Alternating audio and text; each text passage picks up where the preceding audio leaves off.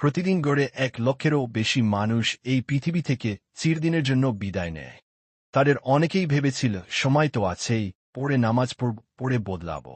কিন্তু মৃত্যু কাউকে সময় দেয় না। আজকের এই গল্পটি একজন বাস্তব যুগের শেষ মুহূর্তের ঘটনা, যা হয়তো আপনার জীবনটাই বদলে দিতে পারে। একজন নাম ছিল রায়হান, বাংলাদেশের এক ছোট শহরের সাধারণ যুবক।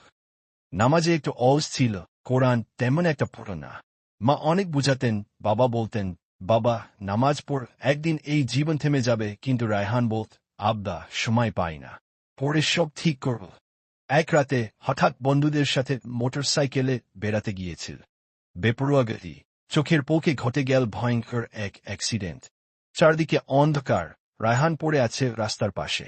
শরীর ভেঙে গেছে, রক্তে ভেসে যাচ্ছে সব, কেউ কাছে নেই। ঠিক দেখেন মৃত্যুর মুখে হঠাৎ রায়হানের চোখে ভেসে উঠল মায়ের মুখ। আব্বার কান্না, ছোটবেলার মসজিদের মাইকে ভেসে আসা আজানের শব্দ। সে কান্নায় ভেঙে পড়ে, আল্লাহ, আমি তো কিছুই প্রস্তুত করিনি, আমার সালাত কোথায়?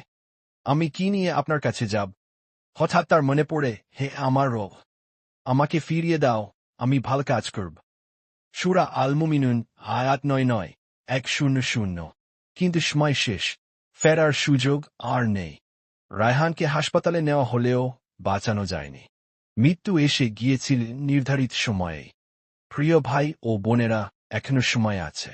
আজই শুরু হোক আপনার নতুন জীবন।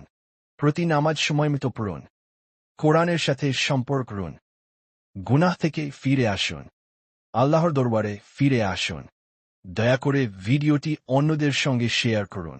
হয়তো আপনার এক শেয়ারে কেউ নামাজে ফিরে আসবে, আর সেই সওয়াব আপনি কিয়ামত পর্যন্ত পেতে থাকবেন। হে আল্লাহ, আমাদের নামাজীদের অন্তর্ভুক্ত করুন। আমিন।